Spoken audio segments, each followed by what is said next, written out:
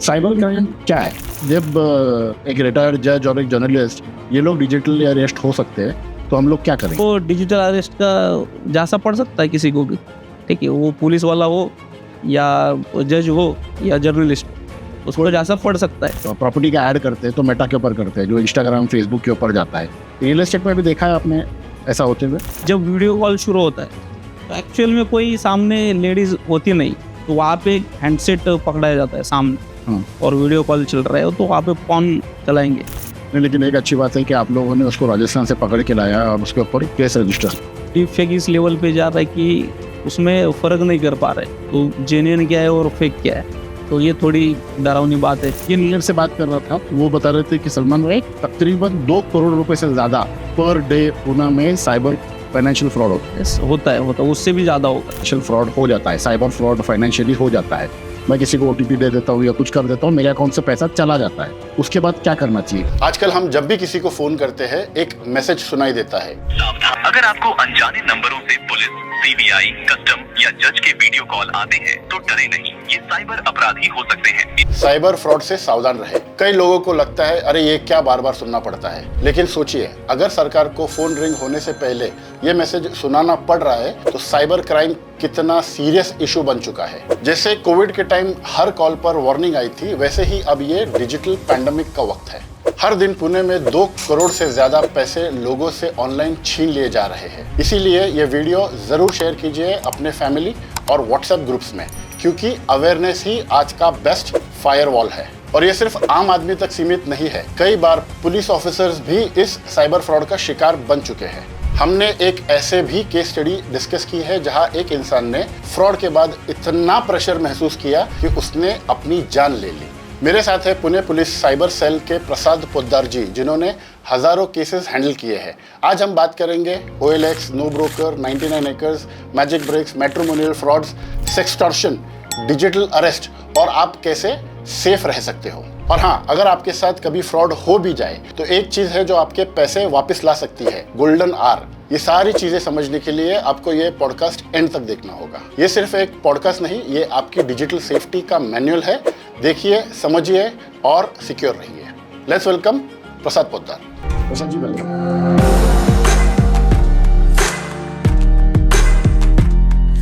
मस्त।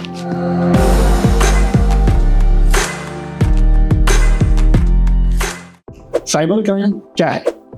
Cyber crime हाल ही में hot topic है अभी।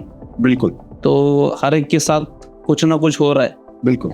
तो साइबर क्राइम में क्या हो रहा है कि उसको समझते हैं पहले क्या है साइबर क्राइम।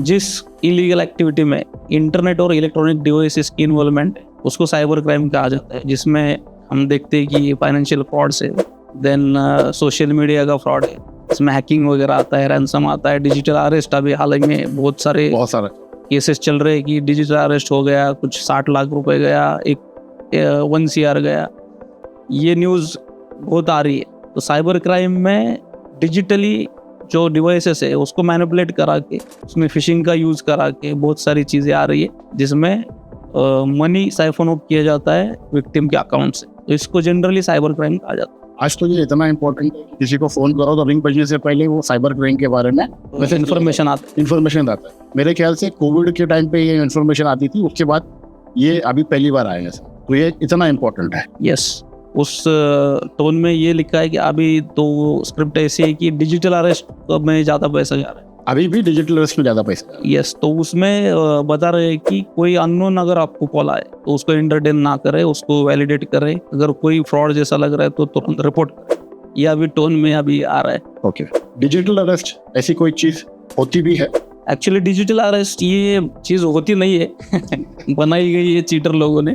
तो डिजिटल अरेस्ट क्या है उसको समझते हैं पहले। और कहाँ से चालू हुआ है? यस, तो डिजिटल अरेस्ट का एक ऐसा केस मैंने पढ़ा था जो इंटरनेशनल लेवल पे हुआ था। जो कोई चाइना एक्सचेंज का एक बंदा था जो 10वीं में पढ़ता था अमेरिका में, अभी मुझे नाम नहीं याद आ रहा है उस शहर का, तो वहाँ पे पढ़ता था। तो वहाँ पे जो साइबर क्रिमिनल थे उन्होंने वहाँ का उसका इंफॉर्मेशन उठाया, उसका नंबर वगैरह, और उसको टास्क दिया था। जो अब हाल ही में कुछ गेम्स आ रहे हैं जिसमें टास्क दिया जाता है। ओके, और कुछ पहले जो आते थे वो पिकाचू वगैरह। पिकाचू नहीं, ब्लू व्हेल वगैरह जो गेम्स थे उसमें टास्क दिए जाते थे। नहीं, पिकाचू तो मैं बहुत पहले का बोल रहा हूँ, मेरे ख्याल से वो टाइम गेम का नाम भी याद नहीं आ रहा। वो पिकाचू ढूंढना होता था, वो था तकरीबन 15-16 के टाइम का था, वो 2015-2016 के टाइम का था। हाँ, तो उस टाइप का ब्लू व्हेल में कुछ टास्क दिए जाते थे यूजर्स जो गेमर है, तो वो बंदे को उस टाइप से उसका इंफॉर्मेशन निकाला, अच्छा, उसको एंगेज किया उस गेम में, और उसके घर पे फोन लगाया कि आपके मतलब जो लड़का है तो उसको हमने डिजिटल किडनैप किया है। Digital kidnap. Yes, digital kidnapping. Okay. तो ये बहुत केस आपको नहीं इंटरनेट में मिलेगा उसका डिटेल। अच्छा। तो किडनैप किया ऐसा बताया गया। तो मीनवाइल उसको जो टास्क दिया था, उसको टास्क ये था कि शहर के बाहर 30 किलोमीटर जाके टेंट लगा के आपको 2-3 दिन किसी से बात नहीं करना है। अच्छा, तो खुद को आइसोलेट करना है। आइसोलेट। तो वो बंदे ने क्या किया, वो गेम का पार्ट समझ के उसने वो आउट ऑफ सिटी जाके उसने टेंट मार दिया वहाँ पे और आराम से सो गया उधर। 2-3 दिन वो उसका फोन वगैरह सब बंद था। तो मीनवाइल फैमिली वालों को ये फोन कॉल गया थ्रेटनिंग का, हमने आपके बेटे को कि आप बेटे को किडनैप किया। अब ये फोन लगा रहे वहाँ पे बच्चे को, वो टास्क में। तो वो तो टास्क में, तो उसको फोन नहीं उठाया, तो इनको वो सच लगा कि सच में किडनैप किया, और उसका वॉइस क्लोन करा के उनको आवाज भी सुनाया कि पापा मुझे किडनैप किया है वगैरह वगैरह। तो ये सारे सीन में उन्होंने कुछ 60 लाख का ये डॉलर्स मांगा था रैंसम। $6 million। $6 million। तो वो सच समझ के उन्होंने वो पे भी किया था। तो बाद में जाके वहाँ पे यूएस में कंप्लेंट किया, और उसका लास्ट लोकेशन जब निकाला तो वो जहाँ पे उसने टेंट लगाया था तो वहाँ का लोकेशन मिला लास्ट लोकेशन। तो वहाँ पे जाके देखा तो ये आराम से सोया था। तो बाद में पता चला कि ये डिजिटल किडनैपिंग है, इसमें एक्चुअल कोई किडनैपिंग नहीं कोई है, क्राइम नहीं हुआ है। कोई क्राइम तो नहीं है, खाली सिचुएशन क्रिएट किया है और सिचुएशनल क्राइसिस में मिसलीड किया फैमिली वालों को कि बच्चे को किडनैप किया और उसको एंगेज रखा और कम्युनिकेशन ब्रेक किया। तो ये सीन में ये डिजिटल अरेस्ट का मुझे लगता है ऐसा ये शुरू हुआ होगा कि लोगों को डर पैदा करा के। तो अभी अपने पास जो इन्फॉर्मेशन है, ये पहला केस था जिसके अंदर ऐसा सिचुएशन क्रिएट, डिजिटल किडनैपिंग का सीन आया सीन। तो इंडिया में भी वही शुरू हो गया। ये अभी क्या होता है कि अलग अलग ट्रिक्स लाते हैं ये फ्रॉस्टर जो होते हैं। अभी पहले 2016 में कुछ डायरेक्टली OTP ग्रैबिंग करते थे, तो फोन करके बैंक से बात कर रहा हूँ, आपका ये अपडेट करना है, ATM कार्ड बंद पड़ा है उसको एक्टिवेट करना है, तो OTP दे देते थे। इसके ऊपर कोई मेरे ख्याल से Amazon या Netflix के ऊपर एक सीरीज भी आया था, कोई जमतारा सबका नंबर आएगा नाम था उस सीरीज का। हाँ, मैंने देखा नहीं, बट मैंने सुना है उसके बारे में। उसमें दिखाया गया, फिल्म बनाई है उसके ऊपर कि जो OTP कैसे मैनिपुलेट किया जाता है। तो शुरू में ये चीज़ें होती थी, मतलब 7-8 साल पहले डायरेक्टली OTP फ़ोन करा के वो ले लेते, तब किसी को पता नहीं था, नोन नहीं थे OTP के बारे में। मोदी जी ने भी शायद कैंपेन चलाया था किसी को हाँ नहीं। तो जैसे अवेयरनेस चला इसमें, OTP शेयर ना करे, OTP देने से क्या क्या होता है, ये अभी हाल ही में हर लोगों को पता है कि OTP कोई शेयर नहीं करना। तो फ्रॉस्टर आगे रहते हमेशा कि अभी OTP तो डायरेक्टली नहीं मिल रहा, तो अलग अलग ट्रिक्स यूज़ करते हैं। उसमें फिशिंग का थोड़ा सा उसका स्टडी रहता है, कोई लिंक भेजेंगे या फिर कोई APK file malware as use करके वो भेजेंगे, तो वो व्हाट्सएप पे भेजने के बाद उसका हैंडसेट हैक करेंगे और वहाँ से इंफॉर्मेशन गैदर करेंगे। ठीक है, तो ये सारी चीज़ें व्हाट्सएप पे भेजिए कि या नॉर्मल टेक्स्ट पे? कौन सा जो मालवेयर व्हाट्सएप पे आता है, क्योंकि वो एप्लीकेशन होता है वो डाउनलोड करना पड़ता है। कुछ SMS ऐसे भी आते हैं जो इंडिया पोस्ट से है या कोई बैंक से, SBI के बैंक से, ऐसे भी नॉर्मल SMS आते हैं कुछ जिसके अंदर लिंक होता है। हाँ, अभी उसमें क्या देखना चाहिए, जो SMS हेडर आता है कहाँ से, वो सोर्स उसका जो है वो देखना चाहिए। डोमेन नहीं, SMS को SMS हेडर होता है। ओके। अगर आपको कोई क्रेडिट का मैसेज आ रहा है, ओके, तो AD-HDFC, तो वो लेजिटिमेट बैंक का होगा। यस, तो वो देखना चाहिए। SMS में ये होता है फिशिंग में। ठीक है, तो हम डिजिटल अरेस्ट के बारे में बात कर रहे थे कि वो सीन समझ के और जो नए तरीके यूज़ कर रहे हैं, तो उसमें ये शुरू हुआ डिजिटल अरेस्ट का। तो इसमें क्या होता है कि लोगों को फ़ोन किया जाता है रैंडम। ठीक है, तो फ़ोन करने के बाद बोलते हैं कि आपके नाम का हमने पार्सल पकड़ा है, कुछ ताइवान में जा रहा है आप पार्सल, और उसमें ड्रग्स वगैरह मिले, MD, कोकेन कोई 4 लैपटॉप है, कुछ क्रेडिट कार्ड, डेबिट कार्ड है और कोई सिम कार्ड भी मिले है जो आपके नाम पे रजिस्टर्ड है, तो थोड़ा हड़बड़ा जाता है कि ये क्या है, ये तो मुझे पता नहीं। उनमें डर पैदा किया जाता है कि मैं पुलिस से बात कर रहा हूँ, ये दिल्ली साइबर क्राइम से बात कर रहा हूँ या मुंबई साइबर क्राइम से बात कर रहा हूँ, और आपके खिलाफ का केस हो सकती है। और उसको मतलब ट्रस्ट गेन करने के लिए उनको बोला जाता है कि आप नज़दीक वाले पुलिस स्टेशन में जाकर कंप्लेंट कीजिए, तो ये भी बोला जाता है। ये भी बोला जाता है। ठीक है, तो ये बोलने के बाद उनको सच लगता है कि फ्रॉस्टर तो ऐसा नहीं बोलेगा कि कंप्लेंट करो, तो बाद में फिर बातों में उलझाया जाता है। फिर बोलते हैं कि हमारे अब सीनियर से बात करेंगे, ड्रग्स का केस है, एनडीपीएस की कार्रवाई होगी इस पे, आपको 10 ये नार्को डिपार्टमेंट के रिलेटेड है जिसमें ड्रग्स अगर यूज़ किया गया तो उसको एनडीपीएस की कार्रवाई बोलते हैं, तो आपके ऊपर वो कार्रवाई होगी और 10 साल आपको अंदर जाना पड़ेगा। ठीक है, तो आप हमारे सीनियर आपसे बात करेंगे, आप स्काइप कॉल पे आ जाइए। ठीक है, वीडियो में कन्वर्ट किया जाता है कॉल।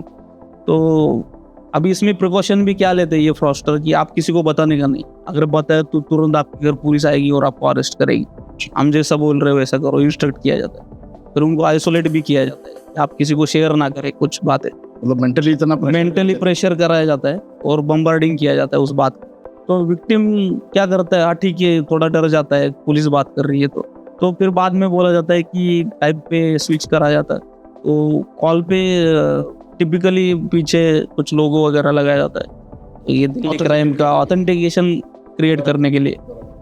वो दिखाने के बाद तो उनको बताया जाता है कि अब हम आपका स्टेटमेंट लेंगे ऑनलाइन, अगर आपको इस केस से छूटना है तो आपको कुछ पेनल्टी भरना पड़ेगा, हम अकाउंट नंबर देंगे, अगर नहीं दिया तो आपकी पुलिस आएगी, आपको अरेस्ट किया जाएगा। हालांकि अभी तुम डिजिटल अरेस्ट हो, पेनल्टी देना पड़ेगा, ब्राइब नहीं पेनल्टी देना। ब्राइब कैसे बोलेंगे तो पेनल्टी बोली जाती है, आपको यहाँ पे आना नहीं पड़ेगा, दिल्ली आना नहीं पड़ेगा, इसके लिए आपको इतना पैसा देना पड़ेगा। अरेस्ट हो और आप अभी डिजिटल अरेस्ट हो, आप सर्वेलेंस पे हो, तो आप हिलिए मत। ठीक है, मैंने एक वीडियो देखा था, पूरा देख नहीं पाया था, कोई जर्नलिस्ट सी लेडी, उसने अपना ये डाला था कि मेरे को डिजिटल अरेस्ट किया गया था और मेरे साथ में ऐसा हुआ वैसा, वो पूरा देख नहीं पाया था मैं। और एक न्यूज़ सुना था जिसके अंदर रिटायर्ड जज को डिजिटली अरेस्ट किया था। हाँ, इसमें अभी कोई लोग कौन से प्रोफेशन से है इससे कोई फर्क नहीं पड़ता, लेकिन कम से कम एक जज को मालूम है लॉ एंड ऑर्डर क्या होना चाहिए, या फिर जर्नलिस्ट को मालूम है कि लॉ एंड नहीं, वो psychological trap, psychological emotional trap, cyber crime. जब एक रिटायर्ड जज और एक जर्नलिस्ट ये लोग डिजिटली अरेस्ट हो सकते हैं, तो हम लोग क्या करेंगे? Actually it's a emotional trap, it is an emotion. Cyber crime is the clever manipulation of human emotions. Very good, cyber crime is the clever manipulation of human emotions. इसमें डर पैदा किया जाता है। अभी डर को पता नहीं है ना कि वो आदमी जज है या जर्नलिस्ट है, बराबर। कोई भी प्रोफेशन हो, आदमी है, आदमी को डर पैदा हो सकता है। अभी उसको कितना नॉलेज है उसके नॉलेज पे डिपेंड है, मतलब उसको कितना पता है उसको पता, ठीक है, तो डर सकता है। तो हमारे पास ऐसे भी लोग आते हैं, अब कोई हमारे कलीग भी आते हैं, पुलिस वाले फंसे हुए हाँ, तो हर प्रोफेशन या हर लाइन का उनको पता नहीं होता।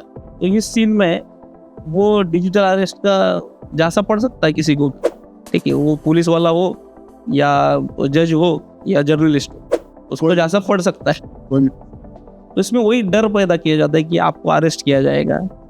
अभी जो जिनको अवेयरनेस है वो फंसते नहीं, तो थोड़ा सा वैलिडेट करते, तो वही प्रिकॉशन लिया जाता है फ्रॉस्टर से कि वो किसी को शेयर ना करे और वो फ्लो में उनको एंगेज करे, और एंगेज करने के बाद डर पैदा करके उनसे पैसे निकाले। तो हमारे जुरिडिक्शन में एक केस हुआ था ऐसे, तो एक लेडी थी, उसको ऐसे सेम कॉल आ गया और उसको स्काइप कॉल पे स्विच किया गया और लिटरली उसको 2 दिन सर्वेलेंस पर रखा था, ठीक है। उसका लैपटॉप का वेबकैम 2 दिन शुरू था, उसके बेडरूम में था। तो हम तो चौंक गए ये सुन के कि 2 दिन सर्वेलेंस पे है। हमने उनको बताया कि आपने शेयर क्यों नहीं किया हमारे पास, मतलब पुलिस स्टेशन में रिपोर्ट क्यों नहीं किया? बोले हम डरे हुए थे और उन्होंने ऐसा मतलब जासा डाला था कि हम बाहर भी नहीं आ सकते। That is digital arrest. Okay, actual में डिजिटल अरेस्ट ऐसा कोई होता ही नहीं। वही मैं पूछा, ऐसे कुछ है भी? वही आपने बच्चे सुनते नहीं है, यहाँ पे बैठो तो बैठते नहीं तो वो फ्रॉस्टर वहां से वीडियो कॉल पे बता रहा है कि आपको डिजिटल अरेस्ट क्या, आप हिलिए मत, 2 दिन तक उनको बेडरूम में वेबकैम ऑन रख के बेडरूम में ही रखा, बेडरूम के बाहर भी जाने नहीं दिया। हाँ। जो बाथरूम जाना है, खाना खाना है, सब बेडरूम के अंदर ही करना है और कैमरे के सामने करना। यस। तो ये भी सीन हुए हैं, ऐसे भी हमारे पास कंप्लेंट आए है कि उनको ऐसे बैठने के लिए बोला 4 घंटे तो ऐसे ही बैठे। तो इतना वो डर पैदा किया जाता है और फिर उनसे वो केस से छूटने के लिए कुछ पेनल्टी के तौर पे 4 लाख मांगेंगे, 5 लाख मांगेंगे, 10 लाख। वो कितना डरा हुआ है उसके ऊपर डिपेंड करेगा। मेरी कैपेसिटी कितनी है और मैं कितना डरा हूँ। कैपेसिटी का भी वो बात का पार्ट है। डरा हुआ कितना है, उसका डर कितना पैदा हुआ है, उसके ऊपर डिपेंड करेगा। क्योंकि कुछ लोगों ने लोन निकाल के भी पैसा दिया है। लोन कैसे? उतने कम टाइम में उतने कम टाइम में मतलब वो 2-3 दिन उनको सर्वेलेंस पे रखते हैं। ओके। वो किसी केस में ये भी हुआ है कि उनको बताया जाता है कि ये बैंक आपको इतने टाइम में, अभी प्री अप्रूव्ड लोन होते हैं लोगों के, आपको अगर अच्छी सैलरी है, आपका सिविल अच्छा है तो प्री अप्रूव्ड लोन होते हैं जो 1 टाइम वेरीफाइड OTP भी आपको क्रेडिट हो जाता है। ओके। तो 1 घंटे में भी होता है। बराबर। तो ये फ्रॉस्टर ही बताते हैं विक्टिम को कि ये प्रोसीजर करो, आपको इतना आएगा पैसा और ये हमको भेजो। ठीक है, इस लेवल पे जाके फ्रॉड हो रहा है साइबर क्राइम।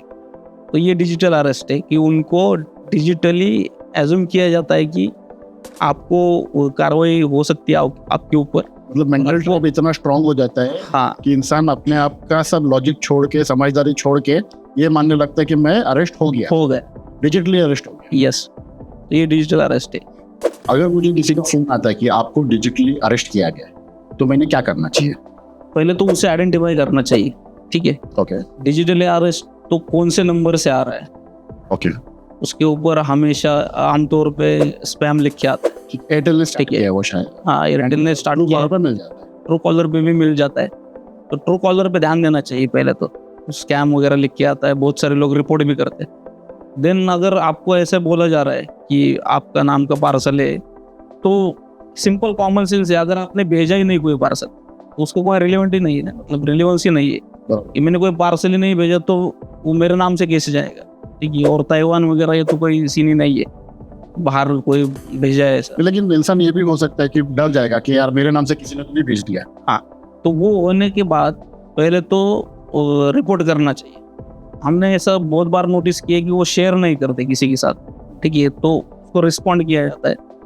तो फ्लो में जाने से पहले उसको ब्रेक करके, वो फ्लो ब्रेक करके आजू बाजू में जो लोग हैं अपने, जो रिलेटिव है या दोस्त लोग हैं, उनसे बात करना चाहिए कि मुझे ऐसा कॉल आया है, ये लेजिटिमेट है कि नहीं। तो उससे आप डाइवर्ट होके बच सकते हैं। ओके, ठीक है। वो लोग स्टार्ट पार्सल से करते हैं या डिजिटल अरेस्ट से करते हैं? पार्सल से करते हैं। डिजिटल अरेस्ट अगर वो बोलेंगे तो बात खत्म हो जाएगी ना। तो आपको जेन्युइन कोई एजेंसी से कॉल कर रहे हैं, सब प्रिटेंड करके बात किया जाता है। ओके, कि आपके नाम का पार्सल है, ने ये भेजा था। जैसे आपने NDP बताया। हाँ, NDPS से हम लोग फोन कर रहे हैं। ओके। कोई कुरियर सर्विस है समझो, ओके, कि वहां से बात कर रहे हैं, आपके नाम का ये पार्सल है, या फिर दिल्ली साइबर क्राइम से बात कर रहे हैं। अच्छा, मुंबई साइबर क्राइम, ऐसे कोई भी एजेंसी का नाम लेंगे और उसको एंगेज करेंगे कम्युनिकेशन में। तो पहले तो शेयर करना चाहिए। अगर आइडेंटिफाई हुआ तो नियर बाय पुलिस स्टेशन में रिपोर्ट करना चाहिए। अगर ये कुछ भी नहीं पॉसिबल है आपको, तो फाइनेंशियल फ्रॉड है, अगर आपका पैसा गया है तो 1930 टोल फ्री नंबर है, 1930, जो मिनिस्टर ऑफ होम अफेयर्स ने शुरू किया है, जहाँ पे कॉल करके आप फाइनेंशियल फ्रॉड रिपोर्ट कर सकते हैं। और अगर ये भी नहीं आ रहा है या एंगेज लग रहा है तो cybercrime.gov.in ये वेबसाइट है, वहाँ पे भी जाके ये रिपोर्ट कर सकते हैं। बिल्कुल, ये सारे लिंक्स जो है आपको डिस्क्रिप्शन में मिल जाएंगे। इसके अलावा और क्या हो डिजिटल अरेस्ट के बाद, या ऐसा कुछ और क्राइम होता है? क्राइम के तो बहुत सारे तौर तरीके। तो फिशिंग बहुत ज़्यादा होती है। ओके, फिशिंग मतलब? फिशिंग का सिंपल ये है मीनिंग कि जैसे आप मछली पकड़ते, सिंपल मीनिंग क्या है, मछली पकड़ना, कांटा लगा फिशिंग। हाँ, कांटा तो अलग, वो तो टारगेटेड फिशिंग हो गया। अच्छा, वो टारगेटेड जो जाल बिछाते okay. जाल बिछाएंगे, जितने भी उस जाल में अटक जाएंगे वो सारे वो फ्रॉस्टर के होंगे। तो इसमें क्या होता है कि अलग अलग तौर तरीके है कि KBC का आपको ये लग गया, मतलब आपको लॉटरी लग गया। ये अभी भी चल रहे हैं। ओके, लॉटरी वाला सीन। ओके, अब ये तो बहुत पुराना हो गया, हर लोगों को पता है कि फेक रहता है ये लॉटरी वाला, लेकिन अभी भी चलता है। तो आपको लॉटरी लग गया है, सफारी कार लग गई, या फिर और फिशिंग में उसको अगर डीप में जाएंगे तो आपका एटीएम कार्ड डीएक्टिवेट हुआ है, वो आपको अगर एक्टिवेट करवाना है तो आपको एक ओटीपी आएगा, ओटीपी आपको बताना पड़ेगा, वो सर्वर पे अपलोड करेंगे तो आपका डेबिट कार्ड शुरू हो जाएगा।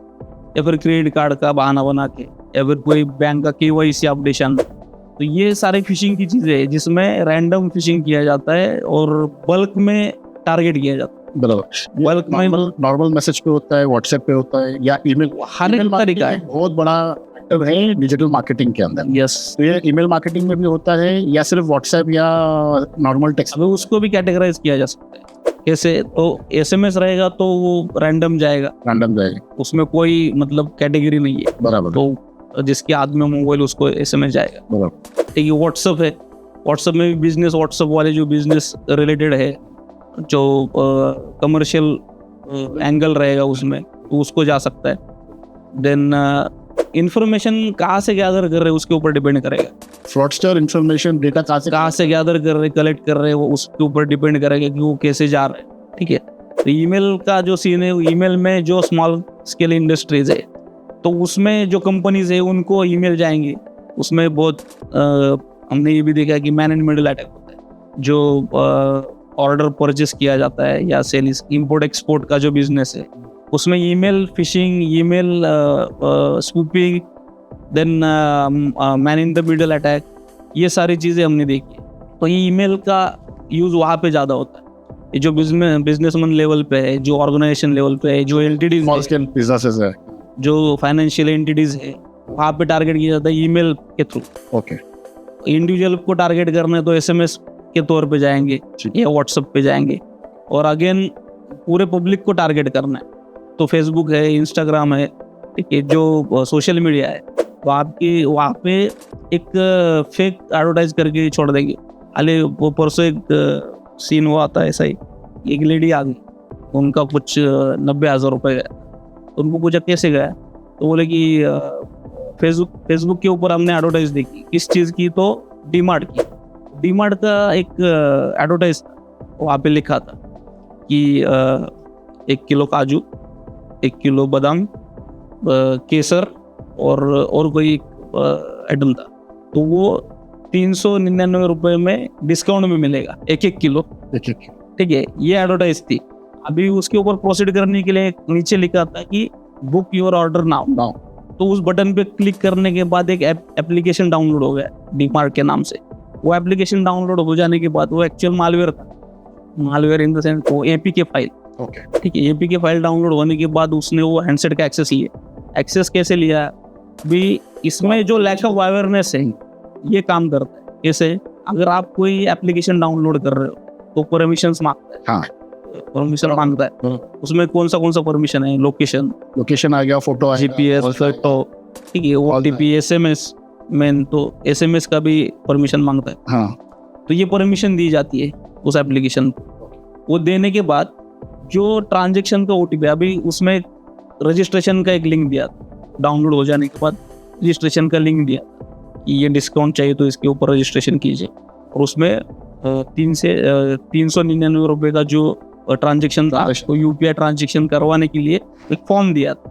तो फॉर्म में फ्रॉडस्टर ने यूपीआई का पिन ग्रैब कर लिया और वो एप्लीकेशन के थ्रू हैंडसेट को कंट्रोल करा के इनकी बैंकिंग इन्फॉर्मेशन निकाल ली और 90,000 रुपये यूपीआई से निकाल लिए। तो अभी ये पब्लिक के लिए है फिशिंग, वो पब्लिकली पोस्ट कर देंगे कि ये फलाना डिम का ये चीज़ है, ये आपको डिस्काउंट में मिलेगा, ये फ्री में मिलेगा, इसके ऊपर रजिस्ट्रेशन कीजिए। इससे इन्फॉर्मेशन गैदरिंग होता है। तो पब्लिक ने क्या करना चाहिए? क्योंकि ई कॉमर्स आज इंडिया का बहुत बड़ा पार्ट है। हाँ। ऑनलाइन चीजें मंगाना, ये करना, ये सब डेली नॉर्मल रूटीन में आ गया है।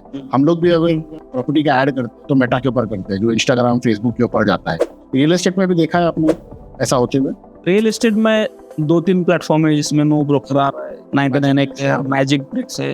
तो वहाँ पे जो सेल करने के लिए या एडवर्टाइज करने के लिए जो भी रजिस्टर हो रहे तो उनका वैलिडेशन करना चाहिए। मतलब जो सामने आ रहा है इन्फॉर्मेशन, तो यूज़र ने उसको वैलिडेट करना चाहिए वो एक्चुअल में है या नहीं है। कोई इन्फॉर्मेशन देने से पहले या कोई ट्रांजेक्शन करने से पहले फिजिकली उसको विजिट करना चाहिए। सिंपल थिंग, ये आपको ज़्यादा दिमाग लगाने की ज़रूरत नहीं है। अगर किसी बंदे का फ़ोन आ रहा है और कोई झांसा दे रहा है या कोई ऑफर कर रहा है कुछ चीज़, तो उसको पहले वैलिडेट करना चाहिए। कैसे वैलिडेट करेंगे?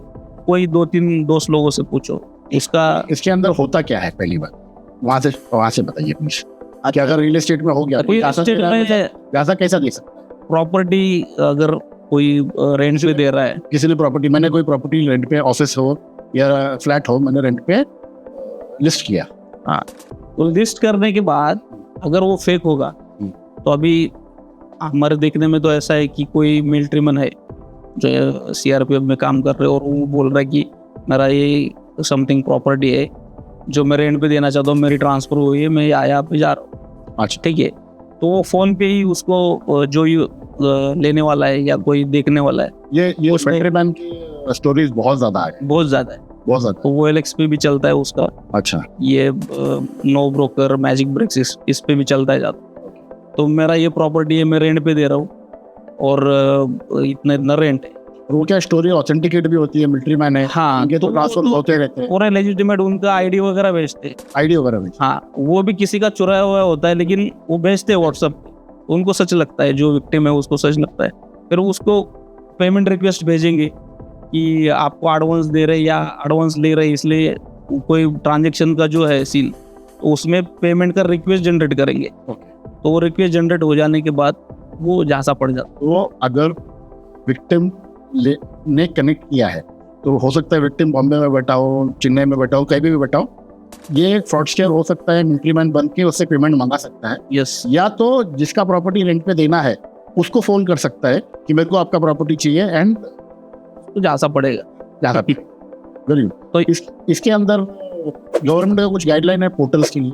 क्योंकि उन्होंने वो पोर्टल्स का रोल कब शुरू होता है? कोई यूजर अगर रिपोर्ट कर रहा है पर्टिकुलर एडवर्टाइज आईडी, OLX में भी सेम सीन है। अगर ये जो जितने भी प्लेटफॉर्म है वहाँ पे जो यूजर रजिस्टर हो रहे, जो बेचना चाह रहे या खरीदना चाह रहे, उसके लिए जो यूजर रजिस्टर हो रहे, अगर उसी को किसी ने रिपोर्ट किया तो उसको निकाल देना, ये गाइडलाइन है गवर्नमेंट के प्लेटफॉर्म आप वो रजिस्ट्रेशन के जो जितने भी नॉर्म्स एंड कंडीशन है उसके रिगार्डिंग वो उसका पूरा कंप्लायंस करते हैं और पब्लिश कर देते। लेकिन वहाँ पे कोई फ्रॉडस्टर ये कर रहा है, फ्रॉड कर रहा है और उसको रिपोर्ट किया गया तो वो निकाल दिया जाता। तो OLX में वही सीन हुआ था। OLX पे बहुत सारे फ्रॉड हो रहे थे, तो उसमें लोकेशन टारगेट किया गया था। जब ये रिपोर्ट हुआ OLX को मल्टीपल लॉ एनफोर्समेंट एजेंसी से कि आपके प्लेटफॉर्म पे बहुत सारे फ्रॉड हो रहे हैं, जिसमें ये CRPF का नाम लेके या मिलिट्री मैन का नाम लेके बहुत सारे लोगों को फंसाया जाता है। ठीक है, तो वो जितने भी नंबर्स आ रहे थे उसमें, मोबाइल नंबर्स, एक पर्टिकुलर जो नॉर्थ इंडियन साइड है, मतलब ये यूपी, बिहार, झारखंड, ये जो वहाँ के नंबर्स आ रहे थे, तो उसमें एनालिसिस करके OLX ने ये किया कि वहाँ से अगर कोई रजिस्टर कर रहा है यूज़र तो वो लेजिटिमेट है कि नहीं, तो ये उनको इंस्ट्रक्शन दे के वो करवाया गया था। तो हर एक प्लेटफॉर्म में भी वही होगा कि रजिस्ट्रेशन करते समय वो वैलिडेट कराए। Very good. तो साइबर क्राइम में आइडेंटिटी थेफ्ट, ये भी बहुत बड़ा टर्म है, इसके बारे में? आइडेंटिटी थेफ्ट बहुत सारे हो रहे हैं। आइडेंटिटी थेफ्ट में पर्टिकुलर कोई टारगेट होता नहीं। उसका मीनिंग ये है कि कोई फेक अकाउंट्स बहुत सारे रजिस्टर हो रहे हैं, तो हम इसको सोशल मीडिया फ्रॉड बोलते हैं जनरली जी। तो जिसमें बहुत सारे टाइप्स है। तो कोई सोशल मीडिया में किसी को अब्यूज करने के लिए, किसी को बदनाम करने के लिए भी फेक अकाउंट निकाल के वो इन्फॉर्मेशन डाल देगा, मिसलीड करने के लिए डाल देगा। ओके, ये देन अगर फ्रॉडस्टर को पैसा कमाना है तो आपका मैं फोटो लेके एक अकाउंट बनाऊंगा। ठीक है, अगर आपका मेरा फोटो तो पब्लिकली किधर भी मिल पब्लिकली मिल जाएगा, वो आपके नाम का, इसका सोशल मीडिया अकाउंट है, उसका फोटो तो किधर, तो आपके नाम का मैं फेसबुक अकाउंट बनाऊंगा।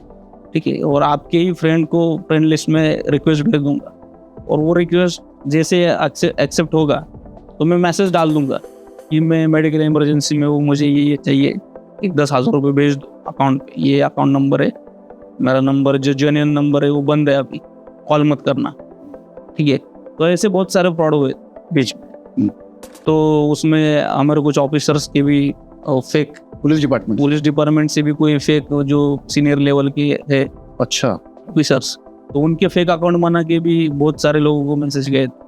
तो ये आइडेंटिटी थेफ्ट होता है। किसी का फोटो चुरा के, किसी का नाम चुरा के एक सोशल अकाउंट बनाना, सोशल मीडिया पे अकाउंट बना के किसी को चैट करना या मिसलीड करना, ये आइडेंटिटी थेफ्ट होता है। तो इसमें बहुत सारे तौर तरीके यूज़ किए जाते हैं।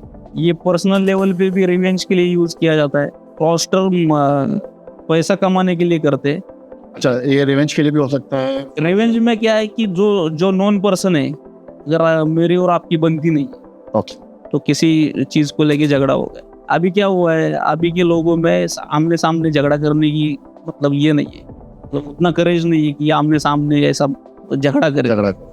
वो क्या करते, सोशल मीडिया का यूज़ करते। अच्छा, तो मैं आपका फोटो लूँगा, कोई उसको आइडेंटिटी थेफ्ट बना के एक अकाउंट बनाऊंगा अकाउंट बना और आपके नाम का कोई भी एब्यूजिव कंटेंट डाल दूंगा, या कोई आपके नाम से किसी को, आपके ही नोन पर्सन को थ्रेटनिंग मैसेज करूंगा, तो बाय डिफॉल्ट आपको हैरेसमेंट हो जाएगी। तो इस सीन में भी रिवेंज का एक एंगल आता है कि इसको कैसे टारगेट किया जाए। ये सोशल मीडिया में बहुत सारी ऐसी चीज़ें आ रही है कि किसी का फोटो यूज़ करना, किसी का नाम यूज़ करना और उसको डिफेमेटरी कंटेंट में उसको डाल देना, ये सीन हो रहा है। फ्रॉडस्टर पेमेंट फ्रॉस्टर का मोटिव ही होता है कि पैसा निकालना, बराबर ठीक है, तो उसका मनी फर्स्ट मोटिव है। तो वो उसी तरीके से ही उसको यूटिलाइज करेगा, ठीक है।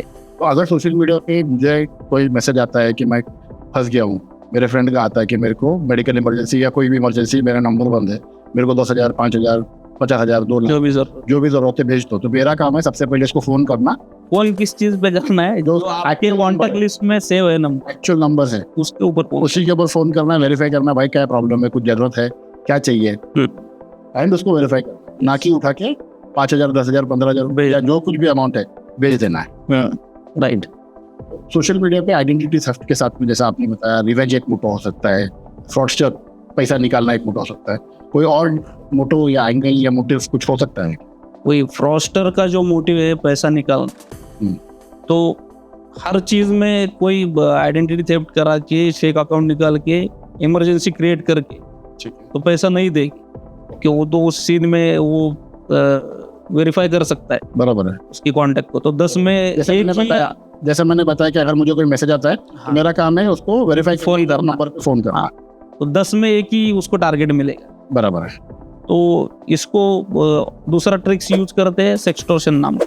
सेक्सटॉर्शन, हाँ, सेक्सटॉर्शन में क्या होता है कि फेक अकाउंट बनाया जाता है, टिपिकल उसको हनी ट्रैप बोलते हैं, हनी सिंपल लैंग्वेज में हनी ट्रैप बोल सकते हैं। हाँ, तो उसमें होता क्या है, नाम कैसे उसको आया सेक्सटॉर्शन, ये बताऊंगा।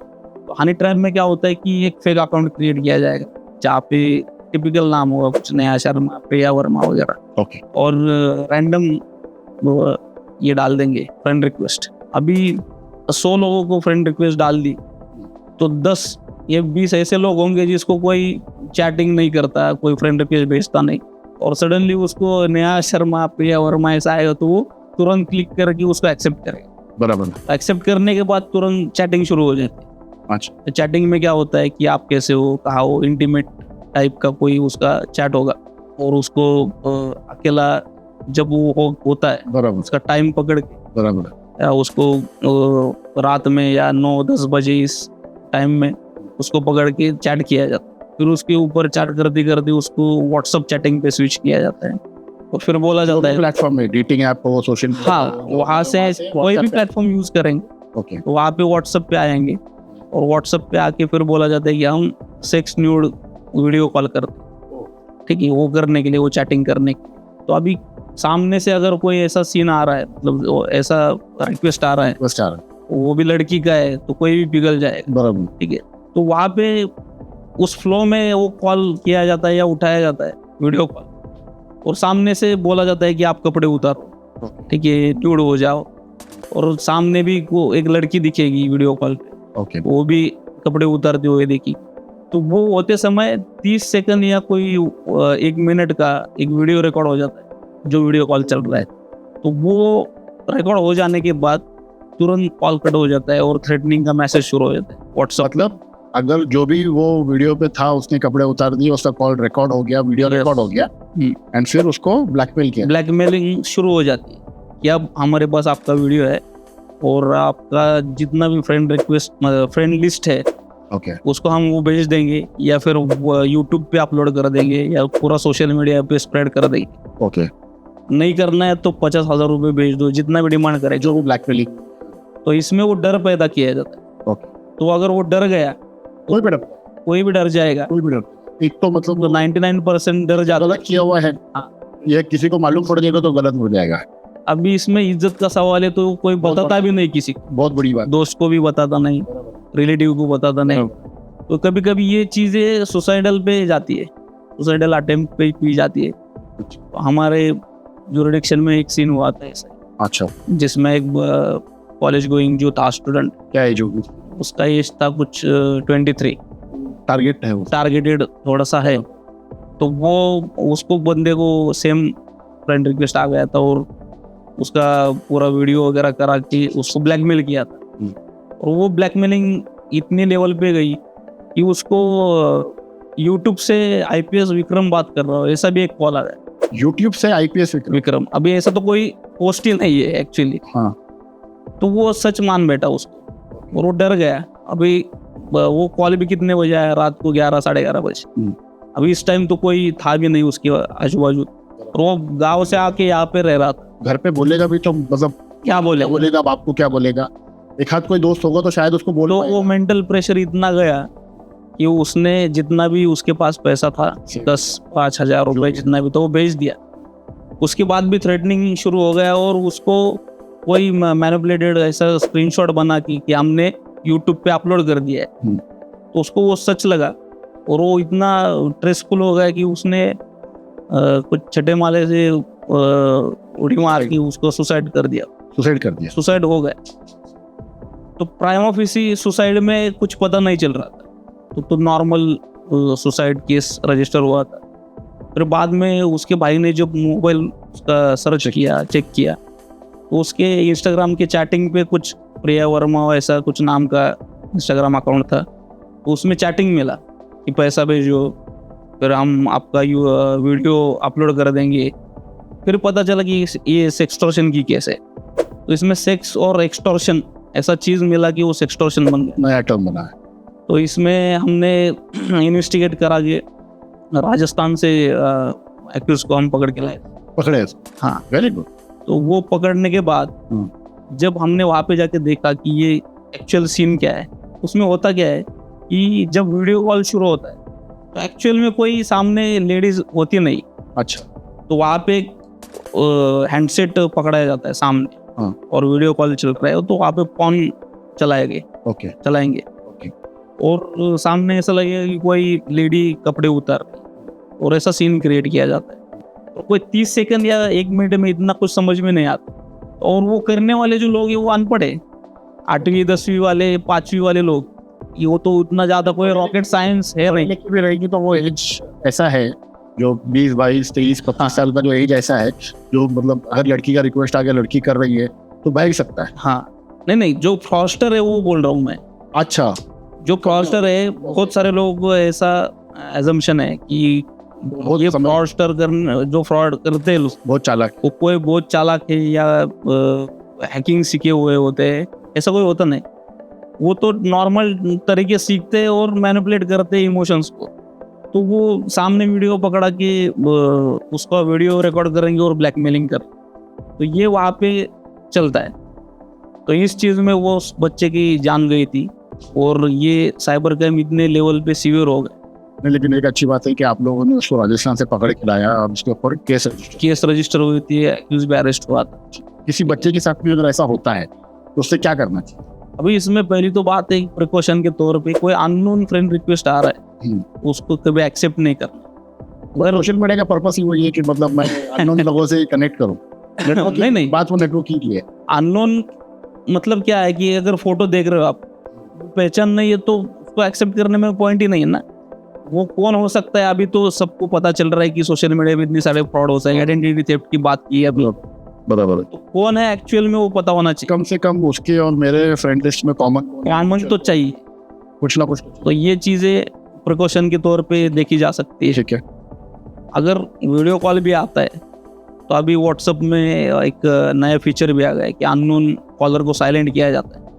अच्छा, ठीक है, अगर नंबर सेव नहीं है आपके पास और कोई अननोन नंबर से वीडियो कॉल आ रहा है तो उसको आपका नोटिफिकेशन ही नहीं आएगा अगर वो अनेबल होगा। ओके, तो वो आप बाद में उस नंबर को वेरीफाई कर सकते हैं ट्रू कॉलर पे ये किसका है। अगर नोन नहीं है तो उसका वीडियो कॉल नहीं उठाना है। तो ये चीज़ें देखनी चाहिए कि अननोन कौन सी चीज़ें आ रही है जिसमें मोबाइल नंबर होगा या कोई सोशल मीडिया का अकाउंट होगा, तो आगे जाके उसका क्या होने वाला है पता नहीं। जब तक फिजिकली मिलते नहीं किसी बंदे को या बंदी को, तब तक उसका कोई भी ये चीज़ें उसको एक्सेप्ट करना थोड़ा सा रिस्की हो सकता है। फ्रॉडस्टर या ब्लैकमेलर इसको एक्चुअली यूट्यूब पे या किसी प्लेटफॉर्म के ऊपर अपलोड कर सकता है?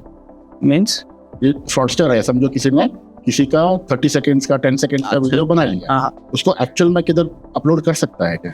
हमारे देखने में तो ऐसा नहीं है, अपलोड तो होगा नहीं और यूट्यूब पे तो नहीं है। इंडिविजुअली अगर उसी को ज़्यादा थ्रेटन करना है विक्टिम को, हाँ, कि पैसा निकलना ही है उसके जेब से, उसके अकाउंट से, तो वो किसी उसके दोस्त को भेजेगा, 1-2 दोस्त को भेजेगा। उससे ज़्यादा तो हमने देखा नहीं कि वो अपलोड हुआ है पब्लिकली। अच्छा, हाँ, डीप फेक भी इसके अंदर बोला, डीप फेक तो अलग ही सेलिब्रिटी सीन है। इसका उसका बहुत सारा सुनाई दे रहा है डीप फेक। डीप फेक में तो बहुत ही वो डरने वाली बात है, मतलब क्या बोल सकते हो उसको। बहुत सारे लोगों में ऐसा देखा है, मतलब सोशल मीडिया पे जो वेल नोन जो है मार्केट में, लोग जो अलग अलग सेक्टर में है। अभी शेयर मार्केट में आप पुणे का देखेंगे तो रचना जी रानड़े जिनका नाम आता है, बिल्कुल, तो उनका बीच में हुआ था जो डीप फेक यूज करके वो वीडियो मैनिपुलेटेड बना के कोई फेक फर्जी एडवर्टाइज स्टॉक मार्केट का रेफरेंस लेके बनाया हुआ था। अच्छा, ये अपना नारायण मूर्ति, उनका भी वीडियो आ रहा है, अंबानी का वीडियो आ रहा है। तो ऐसे बहुत सारे डीप फेक के वीडियो आ रहे हैं जिसके ऊपर लोग ट्रस्ट करके इन्वेस्ट कर रहे हैं लोग। ठीक है, तो डीप फेक में ये जो वेल नोन पर्सन है उनका डीप फेक बना के जो पब्लिक एडवर्टाइज की जाती है जिसमें लोग ट्रस्ट करके इन्वेस्ट भी कर रहे हैं। जो शेयर मार्केट है, देन इन्वेस्टमेंट रिलेटेड जो है एडवर्टाइज, उसके ऊपर ट्रस्ट करके लोग इन्वेस्ट भी कर रहे हैं। तो ऐसे बहुत सारे रिपोर्ट भी हो रहे हैं कि हमने इसका वीडियो देखा था, रचना रानी का देखा या फिर नारायण मूर्ति का देखा, तो इनका वीडियो देख के हमने ये इन्वेस्ट किया था, हमको लगा ये सच है। डीप फेक इस लेवल पे जा रहा है कि उसमें फ़र्क नहीं कर पा रहे तो जेन्युइन क्या है और फेक क्या है। तो ये थोड़ी डरावनी बात है। तो ये अगर सामने आए आपके, मतलब कोई वीडियो, तो उसको वैलिडेट करना सीखना चाहिए। जस्ट एडवर्टाइज देख के उसको बाजू कर दिया, बराबर, लेकिन आपको उसके डीप में जाना है। तो उसका वेबसाइट कौन सा है, नंबर कौन से आ रहे हैं, जिस अकाउंट पे आप इन्वेस्ट कर रहे हैं या कोई डिपॉजिट कर रहे हैं पैसे, वो कौन से स्टेट का है या कोई डिस्ट्रिक्ट का है, वो आपको चेक करना आना चाहिए। ये सारी चीज़ें, अगर शेयर मार्केट का आप एग्जांपल लेंगे, उसको जो एप्लीकेशंस होते हैं, जैसे एंजल है या शेयर खान वगैरह, ये जो जीरोधा हो गया, जीरोधा, तो ये सेबी रजिस्टर होते हैं पार्टनर्स, जो ब्रोकर होते हैं। तो ये जो फ्रॉड वाले लोग हैं, जो फ्रॉड वेबसाइट्स आ रही है या कोई एप्लीकेशंस आ रही है, इसका कोई डोमेन नहीं होता, ये सब डोमेन में दिखता है। ये टेलीग्राम पे ये चैनल्स चलते हैं, यस, फेसबुक के ऊपर काफी पेजेस है, चैनल्स है, काफी कुछ है। ये होता नहीं जेन्युइन का जो होता है, मतलब उसका जो डोमेन होगा वो कुछ फेक ही बनाया होगा, .vip नाम से होगा। अच्छा, तो जनरली डोमेन जो जेन्युइन होती है वो .in .com, बराबर, इससे, और उसका रजिस्ट्रेशन भी upskillproperties.in, यस, ये जेन्युइन हो गया हमारा, अगर इसका आप रजिस्ट्रेशन देखोगे तो कुछ 5 साल 10 साल पुराना होगा, बराबर, तो वो जेन्युइन है। बराबर। तो उसको वेब स्पेस पे या डिजिटल स्पेस पे चेक करना चाहिए कि उसकी वैलिडेशन क्या है। अच्छा, जब कोई किसी भी चीज़ पे अगर प्रोसीड कर रहे हो तो उसका वैलिडेशन 2-3 तरीके से होना चाहिए। अच्छा, तो ये बात है कि 2-3 तरीके से, मतलब कैसे करेंगे उसको? कोई, अगर आप शेयर मार्केट का सीन लिया आपने, तो शेयर मार्केट के एग्जांपल लिया, तो जैसा आपने बताया कि जीरो, वो सेबी रजिस्टर होना चाहिए, उसका डोमेन चेक करना चाहिए, जो नंबर्स क्यों सपोर्ट में आ रहे, ईमेल आईडी जो भी, उसको वैलिडेट करने हो। अगर उनका कोई फिजिकल ऑफिस होगा तो वहाँ पे जाके विजिट करना चाहिए। ये सारी चीज़ें देखनी चाहिए फिजिकली, बराबर, तो उसके ऊपर आप ट्रस्ट कर सकते हैं। बराबर। पहले क्या होता था, हमारे रियल एस्टेट के अंदर एक मेरा रेगुलर क्लाइंट है जो काफ़ी साल से मेडिसिन खरीदते हैं। उन्होंने एक ऐड देखा था फेसबुक के ऊपर, पहले की बात बता रहा हूँ, चीज़ें कितनी बदल गई है। तो उन्होंने वो प्रॉपर्टी देखा, वो प्रॉपर्टी पसंद है, उसके ऊपर क्लिक किया। शाम तक उनको कम से कम 70-80 अलग अलग प्रॉपर्टीज़ के कॉल आ गए, अलग अलग ब्रोकर्स के कॉल आ गए। बोले यार मैंने कुछ किया ही नहीं, वो खाली मेरे को अच्छा लगा, खाली मैंने उसके बाद क्लिक किया। परेशान हो गए थे क्योंकि ईमेल आईडी चला गया, मोबाइल नंबर चला गया, इतने ईमेल्स आ रहे और इतने फ़ोन आ रहे। तो अब वो तो फिर भी ठीक है, लोगों ने उनको प्रॉपर्टी बेचने के लिए अप्रोच किया। बट ये जो अभी फाइनेंशियल फ्रॉड हो रहा है, ये उसका लेवल ही अलग है। उसका लेवल अलग है। अभी आपने जैसे बोला कि क्लिक करने के बाद ईमेल आईडी गया, फ़ोन नंबर गया। हाँ, तो आप जिस किसी लिंक पे जाओगे या एप्लीकेशंस डाउनलोड करोगे तो आपका इन्फॉर्मेशन जाने वाला है। बराबर है। तो आपको अलग अलग तरीके से वो इन्फॉर्मेशन आएगी। फ़ोन लगाते हैं, हाँ, gate code, view, book site visit, वो हम लोग भी लगाते हैं। हाँ, तो अगर आप रियल एस्टेट का हो या कोई और भी हो, ऐड अगर देखते हैं तो उसको फिर आपने वेरीफाई ज़रूर करना है। तो ये हर एक कंपनी या हर एक चीज़ें सोशल मीडिया पे जो भी हो रही है, एडवर्टाइज हो रहा है डिजिटल मार्केटिंग के सेक्टर में, वो इन्फॉर्मेशन गैदरिंग चल रहा है। बराबर, जो लोगों डेटा माइनिंग, डेटा माइनिंग बोलो उसको या इन्फॉर्मेशन गैदरिंग, फिर ये आगे जाके इसका मिसयूज होता है। पता नहीं अपने को। अभी आप ये अगर बोलोगे आर्टिफिशियल इंटेलिजेंस, आपको जो चीज़ चाहिए उसका रील आपके सामने आता है। बिल्कुल। अगर मैं 2-3 बार अपस्केल प्रॉपर्टीज बोलूंगा तो आप उसकी एडवर्टाइज शुरू होगी मेरे हाँ, रील्स में। बिल्कुल। ठीक है, तो ये रील्स कैसे आएगी? तो आप माइक्रोफोन सुन रहा है आप, हाँ, ठीक है, तो हम लोग जो भी बात हाँ, वॉइस असिस्टेंस जो फीचर है हर एक मोबाइल में शुरू है। ठीक है, अब ये कैसे शुरू होता है? अगर आप उसको मतलब उसको अलाइव करना है, सोचो हे गूगल या हे सिरी एप्पल, तो उसको जब कमांड दोगे आप हे सिरी, तो वो आपको रिस्पॉन्ड करेगा। लेकिन हे सिरी सुनने के लिए वो ऑलरेडी लिसनिंग मोड में है ना, पे है, तो जो भी अपन बातें कर रहे हैं तो वो मोबाइल सुन रहा है आपको, डेटा से आपका जमा हो रहा है, तो वो डेटा जमा हो रहा है, वो कीवर्ड्स जमा हो रहे हैं वहाँ पे। Alexa हो, कोई भी हो, सब आपको। तो आप जो भी कुछ बोलोगे तो उसके रिलेटिव आपको डेटा आपके सामने आएगा सोशल मीडिया पे। ये क्या है? ये इंफॉर्मेशन गैदरिंग ही है ना। बराबर। इसको एंगल क्या दिया है? तो कमर्शियल पर्पस के लिए यूज कर रहे हैं वगैरह वगैरह। तो ये सारी चीजें कुछ तौर पे साइबर क्राइम के लिए भी मतलब उसका बिल्कुल यूज होता है। ये बोलूँ कि मेरे को अरे यार मुझे ऑफिस रेंट पे लेना है, या मैं ये बोलूँ यार मेरे अंडरवेयर खत्म हो गया, मुझे अंडरवेयर खरीदना है, वैसे ऐड ऐड आ जाएगा आप, उसका ऐड आ। तो ये इंफॉर्मेशन गैदरिंग का सीन है सब। तो हर एक यूजर का इंफॉर्मेशन गैदर होता है, बिल्कुल, और उसके मुताबिक ये सीन सब शुरू हो जाता है। तो मेरा काम है कि मैं किसको अपना डिटेल दे रहा हूँ, किसके ऊपर क्लिक कर रहा हूँ और किसको पेमेंट कर रहा हूँ। अभी आप एंड्रॉयड यूज कर रहे हो तो आप इसको स्टॉप नहीं कर सकते इंफॉर्मेशन गैदरिंग।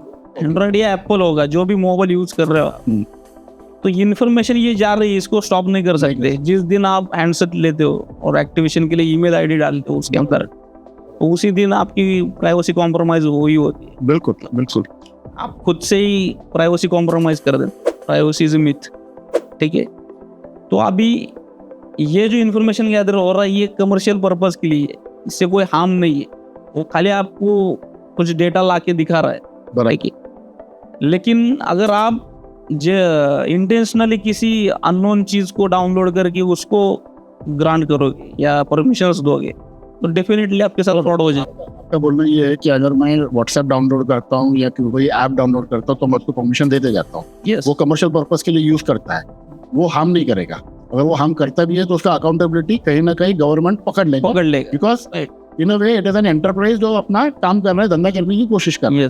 बट आपको अगर ऐसा फ्रॉडस्टर से आ रहा है, उसके लिए you have to be very careful. मैं अगर जीरोधा का, जैसे स्टॉक मार्केट की बात हुई है, जीरोधा का ऐप भी अगर डाउनलोड करता हूँ तो मुझे परमिशन देना पड़ेगा। बहुत देना पड़ेगा, हर एक एप्लीकेशन को आपको देना ही पड़ता है। परमिशन नहीं दिया तो वो आपके पास ऐप डाउनलोड नहीं होगा, चलेगा ही नहीं। बिल्कुल। मैंने मेरे फोन में कोई ऐप, अभी हर एप्लीकेशन में आपको पहली बार ये पूछता है टर्म्स एंड कंडीशन को क्लिक करो, कौन पढ़ता है? तो उसको पढ़ता नहीं कौन पढ़ता है? तो उसमें दिया हुआ डिक्लेरेशन दिया हुआ होता है कि हम क्या आपसे डेटा ले रहे हैं और उसको प्रोसेस क्या करने वाले, वो पढ़ता नहीं कोई, किस तरह यूज करने वाले उस चीज को। बराबर है। अभी अनदर साइड में अगर आप जाओगे तो जो फ्रॉस्टर आपको भेज रहे एप्लीकेशंस या फिर वेबसाइट्स या फिर कोई लिंक्स या फिर कोई अकाउंट पे ये डाल दो चीज़, मतलब डिपॉजिट करा दो, ये आपको इतना रिटर्न्स मिलेगा, इस चीज़ में उसी तरह ब्लाइंडनेस को अपना के उस पर प्रोसीड किया जाता है। तो ये मेजर रीज़न है कि उसमें फंस जाना, तो ये वैलिडेट करना ज़रूरी है। बराबर। और ये जो two way verification, two step verification, हाँ, तो ये सिक्योरिटी में आता है। सिक्योरिटी, तो जितने भी सोशल अकाउंट्स है आपके, तो उसमें 2 स्टेप सिक्योरिटी दिया हुआ है कि वहाँ पे आप मोबाइल नंबर प्रॉम्प्ट के लिए लगा सकते हैं। अगर उसका फ़ायदा क्या है कि कोई अगर थर्ड पार्टी, कोई हैकर या कोई कुछ हो गया या कोई आपके अकाउंट का एक्सेस लेना चाह रहा है, तो अगर लॉगिन के अगर उसको पासवर्ड भी पता है, तो वो लॉगिन करने के बाद उसको प्रॉम्प्ट जाएगा जो ओरिजिनल यूज़र है उसकी मोबाइल नंबर, जब तक वो नहीं जा रहा है बराबर है, तब तक वो एक्सेस नहीं ले सकता। 2 डिजिट नंबर आता है जो वो फोन नंबर से वेरीफाई करना है, यस, या कोई भी एंगल हो सकता है। तो उसमें अलग अलग तरीके, डिवाइस वेरिफिकेशन है, गूगल प्रॉम्प्ट है, ऑथेंटिकेटर्स है, गूगल ऑथेंटिकेटर है, देन माइक्रोसॉफ्ट ऑथेंटिकेटर आता है, नंबर पे आप प्रॉम्प्ट ले सकते हैं, ठीक है, ईमेल आईडी पे आप उसका ओटीपी ले सकते हैं। ये सारे अलग अलग सिक्योरिटी के तौर तरीके वो अप्लाई होना चाहिए हर एक सोशल अकाउंट्स के लिए। मतलब उसमें व्हाट्सअप आ गया, then Facebook, Insta, Snap, Reddit, जितने भी जिस अकाउंट को लॉगिन यूज़र आईडी और पासवर्ड उस चीज़ में हर एक में वो 2 स्टेप वेरिफिकेशन दिया हुआ होता है, तो वो अनेबल चाहिए। ठीक है, ये सिक्योरिटी की मेन मेजर है। तो सिक्योरिटी में जैसे बात हुई कि 2 स्टेप वेरिफिकेशन होना चाहिए, और परमिशंस की जो बात हुई जिसमें लोकेशन, एसएमएस, गैलरी, इसका एक्सेस दिया जाता है एक्सेस ऐप में। तो कोविड के दौर में लोन एप्लीकेशंस का फ्रॉड ज़्यादा हुआ। तो लोन एप्लीकेशन में क्या होता है कि उस टाइम कुछ काम धंधे नहीं थे, सब घर तो थोड़ा सा इकोनॉमिकल स्ट्रेस आया था, तो उस सिचुएशन का फ़ायदा उठा के फ्रॉस्टर ने क्या किया, तो नॉन एनबीएफसी रजिस्टर्ड कंपनी खोल के एक एप्लीकेशन बनाया। एप्लीकेशन में दिया, आपने वो देखा होगा शायद कि किस्त नाम का एप्लीकेशन है, या फिर पॉकेट मनी पॉकेट, इस टाइप के कुछ नाम आते। तो वो एप्लीकेशन इंट्रोड्यूस करा के वो प्ले स्टोर पे डाल दिया, और इसके ऊपर अप्लाई करो, आपको 5,000 का लोन मिल जाएगा, 2,000 का मिल जाएगा, 3,000 का मिल जाएगा, जिसमें कोई वैलिडेशन नहीं था, जिसमें कोई सिबिल चेक नहीं था, जिसमें सिर्फ आप पैन और आधार का फ़ोटो डाल दो, अपलोड करा दो, आपको 3,000 या 5,000 आपके अकाउंट में आ जाएगा। तो उस समय बहुत सारे लोगों ने वो पैसों के लिए किया था। तो उसका आगे जाके क्या हुआ कि वो जो परमिशंस थी एप्लीकेशन के बैकएंड में जो लिया जाता है, तो वो परमिशंस के बेसिस पे उनका पूरा जो कॉन्टैक्ट लिस्ट है वो क्लोन किया जाता था। जो कॉन्टैक्ट लिस्ट है जो एक्सेस दिया हुआ होता है, तो कॉन्टैक्ट लिस्ट को क्लोन करने के बाद ये अगर 2,000 या 3,000 रुपये दिए लोन एप्लीकेशन में, तो वो तुरंत 4 दिन बाद कॉलिंग शुरू कर देते थे। कि अभी भी होता है वो कि कॉल आता है कि आपने ये लोन लिया है 3,000 रुपये का, अभी 6,000 रुपये आपको भरना पड़ेगा, ठीक है। अभी उनका कैलकुलेशन क्या है पता नहीं है, मतलब उसका जो इंटरेस्ट है वो पता नहीं है, और वो नॉन एनबीएफसी रजिस्टर्ड होती है कंपनी से। तो फिर वो थ्रेटनिंग किया जाता है, हैरेस किया जाता है, मल्टीपल नंबर से कॉल किया जाता है। अगर आप रिस्पॉन्ड नहीं कर रहे हो तो आपके मोबाइल का जो क्लोन डेटा है उसमें से इमेज उठाएंगे, और आप ही के जितने भी कॉन्टैक्ट लिस्ट में नंबर है उनको मैसेज करेंगे, वो फोटो मॉर्फिंग करके कि ये बैंकरप्ट है, या फिर ये रेपिस्ट है, इसने लोन लिया है, पैसा नहीं दे रहे, आपको देना पड़ेगा। फिर आपके कॉन्टैक्ट लिस्ट में जितने भी नंबर सेव है उनको कॉल जाएगा या फिर मैसेज जाएगा, ये थ्रेटनिंग टाइप, ठीक है। तो ये लोन एप्लीकेशन का फ्रॉड हुआ था उस टाइम। ये रेगुलेटेड नहीं है सारे ऐप, रेगुलेटेड नहीं है ना, क्योंकि लेंडिंग, मनी लेंडिंग के लिए यूज़ किया जाता है कि 3,000 दे के कोई 6,000 क्यों लेगा 4 दिन में, बराबर। तो ये तो कोई रूल्स में बैठता ही नहीं। तो लोगों को ये पता नहीं था तब तो वो फ्लो ज़्यादा था उस टाइम की, वो एप्लीकेशन डाउनलोड करते बीच में। फिर गवर्नमेंट ने गूगल से कांटेक्ट करा कि जितने भी वो 200 या 250 कुछ एप्लीकेशन थे उसको बैन किया था। 200-250 लोगों ने कितने लोगों को लूटा है? बहुत सारा डेटा गया था एक्चुअल में, जो क्लोन किया हुआ दो डेटा था। अगर 200-250 एप्लीकेशन है तो उन्होंने लाखों करोड़ों लोगों का फ्रॉड हुआ था। 5,000 रुपए उस टाइम भी कोई सिटीज में सुसाइड हुए थे इस सीन को ये सीन को लेके। हाँ बराबर है। अगर मेरा कॉन्टैक्ट लिस्ट पूरा क्लोन कर, हाँ। उनको फोन करने लगेंगे कि सलमान भाई ने मेरे से 50,000 रुपए लिया है, हाँ वो कर रहा है, ऐसा कर रहा है। घर में झगड़े भी लग गए बराबर है कि तुम्हारे भाई ने इतना लोन लिया है, फिर अब तुम्हारा फोटो मॉर्फिंग करके हम स्प्रेड कर देंगे, ये भी थ्रेटनिंग हुआ। ऐसे बहुत सारी चीज़ें हुई। तो लोन एप्लीकेशन में यही प्रिकॉशन लेना है कि वो रजिस्टर है या नहीं, वो चेक करना चाहिए। कोई लोन विदाउट वेरिफिकेशन तो नहीं देगा। आप अगर बैंक के पास जाते हो होम लोन के लिए, बराबर है, तो कितनी सारी प्रोसीजर होती है कि आपका पैन कार्ड वेरीफाई किया जाता है, सिविल चेक किया जाता है, बहुत सारे डॉक्यूमेंट वेरीफाई किए, तब जाके कई लोन वो सैंक्शन होता है। और डिसबर्स होने के लिए कितना टाइम जाता है। तो 2-3 हज़ार का लोन लेके इतना कुछ होने वाला तो नहीं है। तो वो लेते समय वो क्यों दे रहे, इसका थोड़ा सा ये होना चाहिए। तो उसका कनेक्ट कहाँ पे जाएगा कि आपको सोचना पड़ेगा हर चीज़ को प्रोसीड करने के पहले कि ये क्यों है, ठीक है। डिजिटली भी है अगर, और अभी क्या हुआ है लोगों में, लोगों को हर चीज़ ईजी चाहिए, इंस्टेंट ग्रेटिफिकेशन चाहिए। मतलब अगर आप सोचो कि कुछ खाना है तो स्विगी पे जाओ, जोमेटो पे जाओ, क्लिक कर दिया। कहीं घूमने जाना है, ओला पे उबर पे जाओ, क्लिक कर दिया, गाड़ी खड़ी हो गई डोर पे, ठीक है। कोई एंटरटेनमेंट चाहिए, नेटफ्लिक्स पे जाओ, अमेजोन पे जाओ। कुछ परचेस करना है, अच्छी से अच्छी बड़ी सी बड़ी चीज ब्लिंकिट से 15 मिनट में घर पे आ जाए। 15 मिनट में आ जाती। वॉचेस लोग खरीद रहे हैं, फोन्स, कुछ भी चीज। जीवन आपको रिलेशंस चाहिए, बराबर, रिलेशंस चाहिए, डेटिंग साइट है। बराबर, आपको शादी बनाना है, मैट्रिमोनी साइट है। बराबर है। मैट्रिमोनी साइट पे होती है फ्रॉड्स, बहुत सारे फ्रॉड होते हैं, उसको टारगेटेड फिशिंग बोलते हैं, जहाँ पे कुछ आपने पर्टिकुलर जाल लगाते हैं, हाँ, और एक टारगेटेड होता है, ये करता है, फिशिंग रॉड से ये करता है। यस। तो मैट्रिमोनी साइट्स का जो फ्रॉड होता है उसके बारे में थोड़ा बता। मैट्रिमोनी साइट्स पे क्या होता है कि एक पर्टिकुलर प्रोफाइल को टारगेट किया जाता है। ओके, तो वहाँ पे मैट्रिमोनी साइट का है, लोग उसके ऊपर इसलिए जाते हैं ताकि वो पूरा वेरीफाइड हो, सब अच्छे से हो।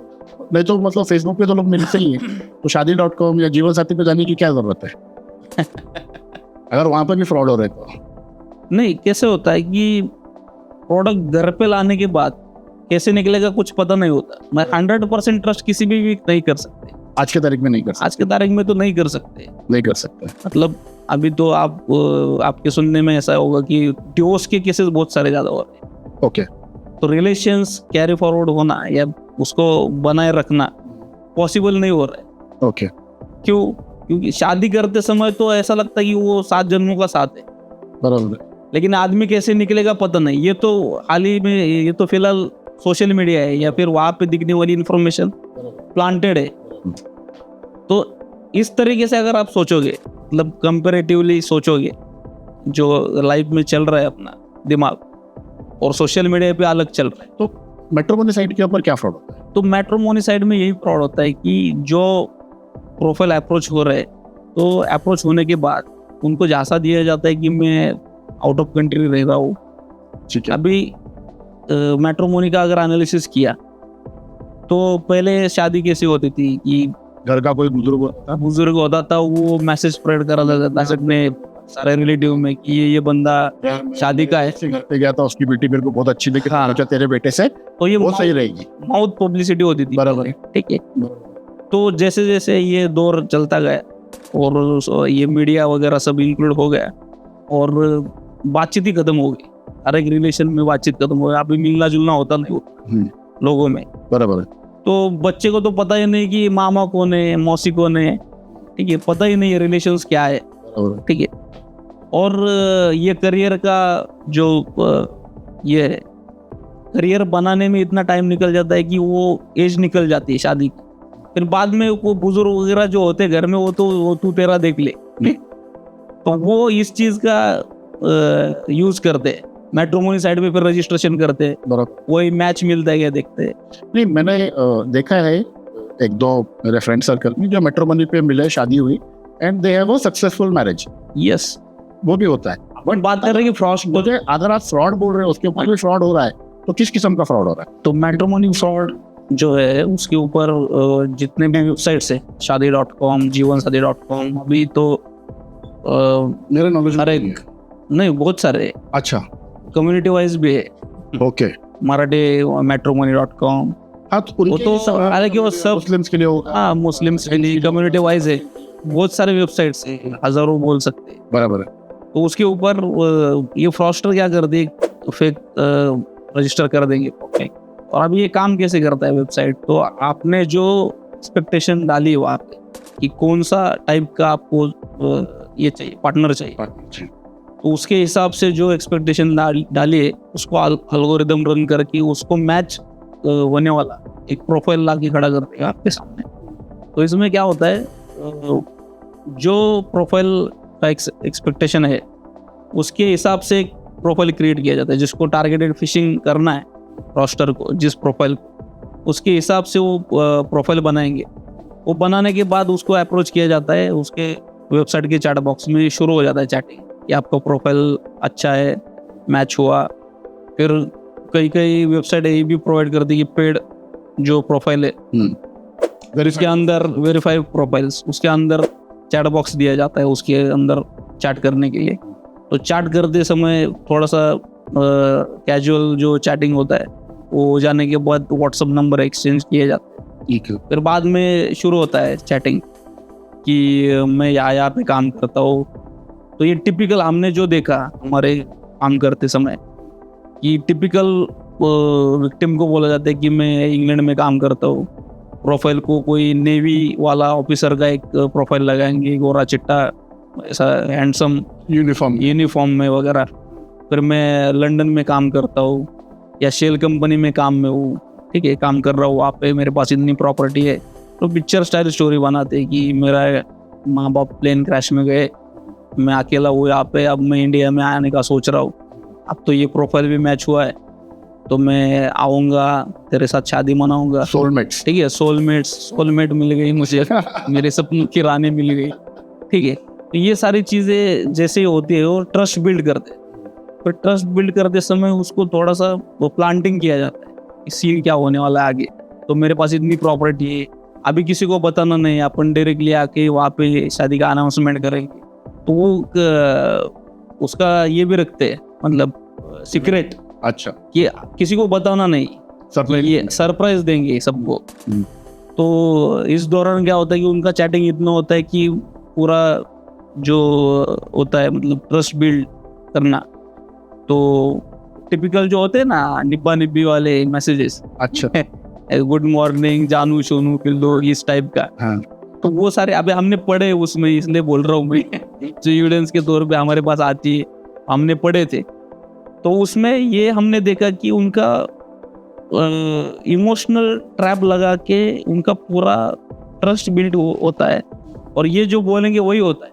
तो ये एक स्क्रिप्ट रेडी करते हैं कि मैं अगले महीने इस तारीख को आने वाला हूँ इंडिया में और वहाँ पे शादी का अनाउंसमेंट करेंगे। मीनवाइल 2 डायमंड के हार भेज रहा हूँ, वो भी आप रिसीव करा लो और इस तारीख को मैं आने वाला हूँ। तो अगर समझो उन्होंने बोला कि अगले महीने 15 तारीख को मैं इंडिया में आ रहा हूँ, तो 11 तारीख को वो चैट को ब्रेक करेंगे, ठीक है, वो चैट बंद कर देंगे फ्रॉस्टर, क्योंकि वो ट्रैवल करने वाला है। तो ट्रैवल करने वाला है ऐसा सीन क्रिएट करेंगे।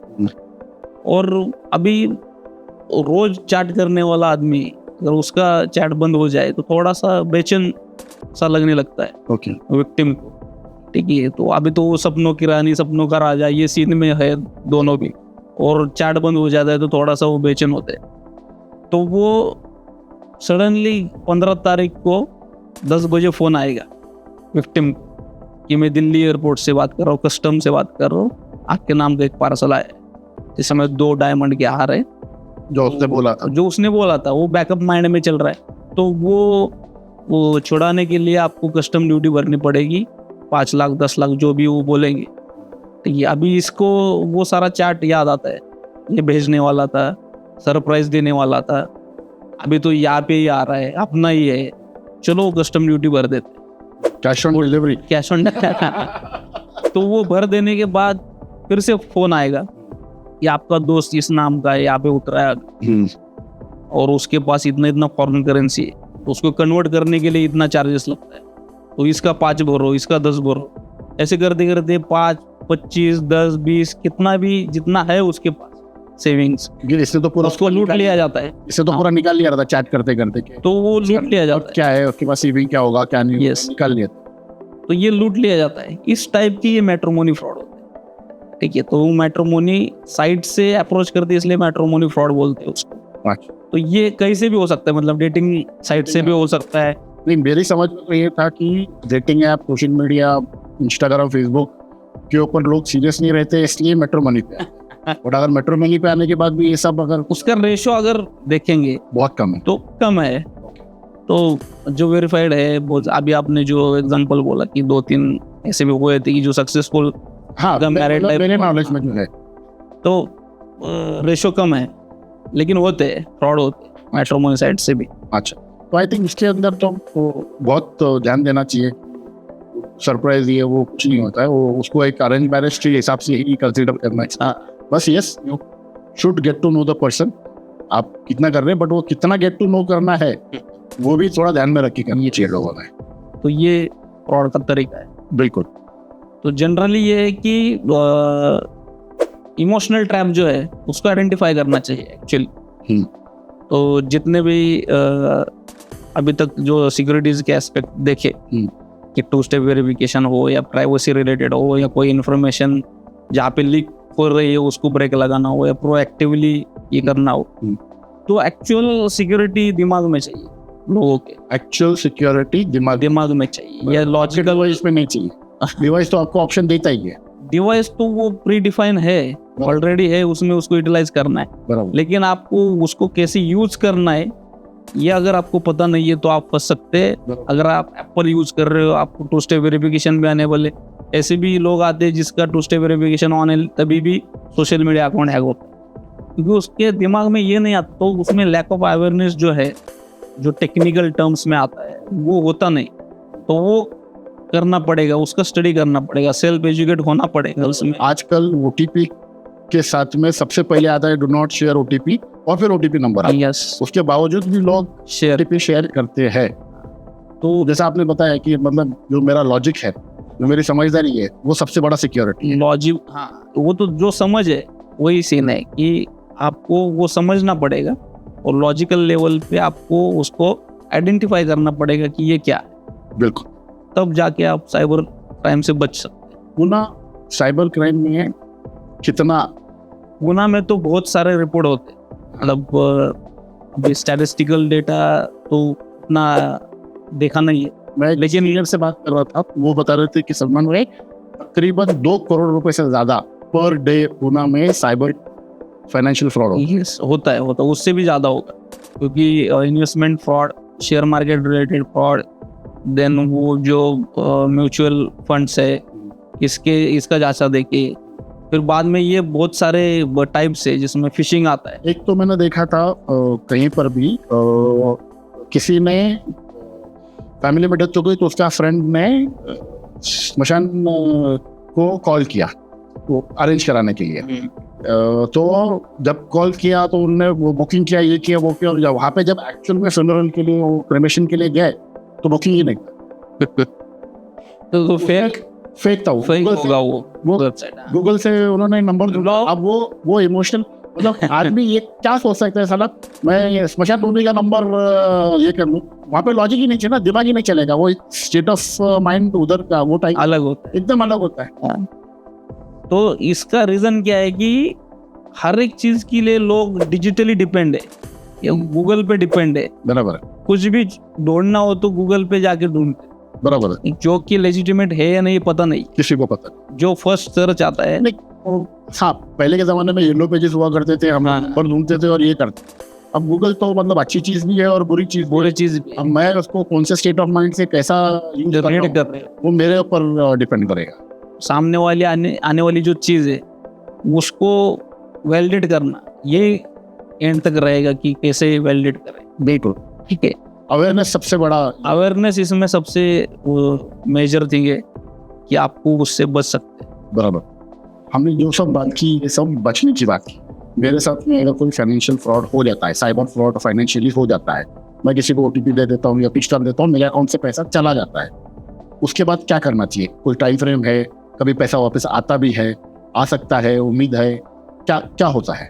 पहले तो आइडेंटिफाई करना पड़ेगा कि आपके साथ फ्रॉड हुआ है, और अगर आइडेंटिफाई होता है हो सकता है कि मेरे को काफी टाइम तक मालूम नहीं पड़े कि मेरे साथ फ्रॉड हुआ है, तो वही आपको आइडेंटिफाई करना पड़ेगा। आइडेंटिफाई हो जाने के बाद गवर्नमेंट ने 1930 ये फाइनेंशियल फ्रॉड के लिए एक टोल फ्री नंबर दिया है, जिसके ऊपर आप तुरंत कॉल लगा के जो फ्रॉडुलेंट ट्रांजेक्शन हुए उसके रिगार्डिंग इंफॉर्मेशन दे सकते हैं। उससे क्या होगा कि कंप्लेंट करने के बाद जो पोर्टल पे बैंक असाइन किया हुआ है, तो वो जो फ्रॉडुलेंट अकाउंट है उसको डेबिट फ्रीज लग जाएगा। तो इसका टाइम फ्रेम क्या है? तो गोल्डन आवर हम बोलते हैं उसको। तो एक 15 से 20 मिनट तक का वो गोल्डन आवर रहेगा, या 1 घंटा ज़्यादा तौर पर। 1 घंटे में अगर आप कंप्लेंट करते हो तो बचने के चांसेस ज़्यादा है, या रिफंड जो हम बोल रहे हैं चांसेस तो आने के चांसेस ज़्यादा है। अभी ये भी डिपेंड करता है अलग अलग ट्रांजेक्शन मोड पे। ट्रांजेक्शन अगर कोई आप बैंक के अकाउंट में डायरेक्टली जा रहा है और अगर वो विदिन 1 सेकेंड या 1 मिनट में विड्रॉल कर रहा है तो आने के चांसेस थोड़े कम हो जाते हैं। तो पूरा आगे लीगल प्रोसीजर रहेगा कि वो अकाउंट के होल्डर को ढूंढना वगैरह वगैरह। तो 1930 ये टोल फ्री नंबर है। अगर वो नंबर नहीं लग रहा है या किसी कारण वो बिजी है तो cybercrime.gov.in इस वेबसाइट पे जाके रजिस्टर कर सकते हैं कंप्लेंट। अगर ये दोनों भी पता नहीं है या इसमें कन्फ्यूजन है तो नियर बाय पुलिस स्टेशन, जो आप जुरिडिक्शन में रह रहे हो, तो नियर बाय पुलिस स्टेशन में जाके साइबर सेल का जो विंग है या सेल है, जितने जल्दी कर सकते हो उतनी जल्दी, तो उतने जल्दी वहाँ पे जाके आप उसको रजिस्टर कर सकते हैं। तो ये रजिस्ट्रेशन का पैटर्न है। और अगर मुझे आइडेंटिफाई थोड़ा टाइम तक नहीं होता है, जैसे आपने बताया कुछ ऑटो डेबिट भी कुछ लग जाता है, काफ़ी टाइम तक मुझे समझ ही नहीं आता है कि मेरे अकाउंट से हर महीना या हर 15 दिन के अंदर 200, 500, 1000, 2000 रुपये जा रहा है, तो उसके लिए क्या कर सकते हैं? उसके लिए आपको मॉनिटर करना पड़ेगा, स्टेटमेंट को मॉनिटर करना पड़ेगा। अगर कोई ऑटो डेबिट लगता है तो वहाँ जाके किस कारण वो जा रहा है या कौन से बेनिफिशियरी ऐसा अकाउंट में जा रहा है। आजकल कुछ होता नहीं है, मेरे अकाउंट से पैसा कटा, मुझे ऐसा आ जाता है। कभी कभी क्या होता है कि आप किसी एप्लीकेशन पे जाके, या अभी समझो नेटफ्लिक्स आपने सब्सक्राइब किया तो उसमें ऑटो डेबिट का ऑप्शन आता है, बराबर है, तो वो फ्लो में आदमी उसको सिलेक्ट कर देता है और बाद में भूल जाता है। नहीं, मैं वही बोल रहा हूँ ना कि नेटफ्लिक्स से पैसा कटा तो मेरे को SMS आ जाएगा कि नेटफ्लिक्स पे आपका 199 रुपीज़ कट गया। यहाँ पर ATM जाते हैं तो ATM से पैसा आने के पहले मैसेज आ जाता है। तो मतलब ऐसा नहीं हो सकता कि आपको मालूम नहीं पड़े कि आपका पैसा जा रहा है, आइडेंटिफाई नहीं हो रहा है। अगर गलत जगह पे जा, कुछ ऐसे एप्लीकेशन है गूगल प्ले स्टोर पे जो कि गेम्स रहेंगे, अगर बच्चे गेम खेल रहे हैं तो गेम में भी वो ऑटो डेबिट पड़ सकता है, और उसमें लिख के आता है कि गूगल प्ले स्टोर को पेमेंट गया या गूगल पेमेंट हो गया। तो उसमें समझ में नहीं आता कि एक्चुअल कहाँ में जा रहा है। बहुत मैंने सुना कि ये बहुत होता है कि वो मतलब वो पेमेंट गेटवे कंपनी अलग होती है, अकाउंट अलग होता है, तो वो चैनल से अलग होता है, चैनल बहुत ज़्यादा इसका ये है। तो ये अलग अलग चैनल में जाके तो अपना आइडेंटिफाई कर नहीं सकते जल्दी। तो इसमें सिंपल वे है कि आप स्टेटमेंट को एनालाइज करो हर महीने और देखो कि पैसा कहाँ जा रहा है, तो आपको पता चलेगा। अगर कोई अननोन ट्रांजैक्शन है तो उसको आइडेंटिफाई कर सकते हैं। तो ये चीज़, ये उसका वेबसाइट और टोल फ्री नंबर आहे जो जिस पे आप रिपोर्ट कर सकता 1930 बिलकुल. ॲक्च्युअल सायबर क्राईम ही विकृती आहे. तर त्याच्यावरती मला काही ओळी सुचल्या आणि माणूस कसा अडकतोय किंवा तो का याच्यात रुतत चाललाय या सोशल मीडियामध्ये, ह्या सगळ्या मोबाईलच्या दुनियेमध्ये आणि स्वतःचं अस्तित्व विसरून चाललाय. तर हे सगळं कसं कारणीभूत ठरतं म्हणून मी एक कविता लिहिली. तर कवितेचे बोल असे आहेत की मोबाईलने काबीज केली मानवी मनाची प्रकृती. मोबाईलने काबीज केली मानवी मनाची प्रकृती, जन्माला घातली याने सायबर गुन्ह्याची विकृती. जन्माला घातली याने सायबर गुन्ह्याची विकृती. शिकलेल्या लोकांचीच फसवणूक होती जास्त. शिकलेल्या लोकांचीच फसवणूक होती जास्त. माझी चूक झाली म्हणणे हे कसे होईल रास्त, माझी चूक झाली म्हणणे हे कसे होईल रास्त. बोरळच पाडतात मनाला घडतो सायबर गुन्हा, बोरळच पाडतात मनाला घडतो सायबर गुन्हा. मूर्खात काढतात सहज तो फसतो पुन्हा पुन्हा. कित्येक पैसे जातात कित्येक घडतात प्रकार, कित्येक पैसे जातात कित्येक घडतात प्रकार. प्रत्येक जण होतोय सायबर गुन्ह्याचा शिकार. मोबाईलचा अतिरेक सायबर गुन्ह्याचे कारण, मोबाईलचा अतिरेक सायबर गुन्ह्याचे कारण. सजग असाल तर कराल तुम्हीच तुमचे तारण, सजग असाल तर कराल तुम्हीच तुमचे तारण. Very good. तर या पद्धतीने माणूस अडकत जातो. आणि जर तुम्ही सजग असाल, किंवा पूर्वी एक म्हण होती की वाचाल तर वाचाल, प्रत्येक येणारी गोष्ट जर तुम्ही वाचायला शिकलात, इवन माणूस कुठलाही जनरेट होणारा मेसेज पूर्ण वाचत नाही. OTP झाला जनरेट होणारा, तो कशासाठी जनरेट झाला हे वाचत नाहीत लोक, त्याच्यामुळे जास्त फसवणूक होते. तर ती जर तुम्ही गोष्ट प्रकर्षाने बघितली आणि डोळसपणे ती जर त्याचा विचार केला तर तुम्ही सायबर गुन्ह्यात फसणार नाही. त्यासाठी ही कविता. Very good, thank you. मुझे लगा नहीं था कि साइबर क्राइम के अंदर में पुणे में या दुनिया में इतना कुछ होता होगा. मैंने सिर्फ सुना था कि पुणे के अंदर साइबर में फाइनेंशियल फ्रॉड होता है, लेकिन इतनी सारी बातों का आपने ओपन किया, खुलासा किया, बहुत अच्छा लगा. और मेरी उम्मीद है कि हमारे ऑडियंस को ये वीडियो देख के अवेयरनेस आए, एक समझदारी आए, और वो किसी भी किस्म का साइबर फ्रॉड या साइबर क्राइम से बचाएं. Thank you very much. अगर आपको ये वीडियो इन्फॉर्मेटिव लगा हो तो कमेंट सेक्शन में अपना फीडबैक जरूर दें. आपके जो भी स्पेसिफिक सवाल है लिखिए, और क्वेश्चंस इंटरेस्टिंग हुए तो हम उस पे शॉर्ट वीडियो या रील बनाएंगे आपके नाम के साथ. और हाँ, वीडियो को जरूर शेयर कीजिए, क्योंकि साइबर फ्रॉड एक ऐसी चीज है जिसमें हर कोई कभी भी फंस सकता है. अवेयरनेस स्प्रेड करना सबकी जिम्मेदारी है. Stay alert, stay informed and stay safe online.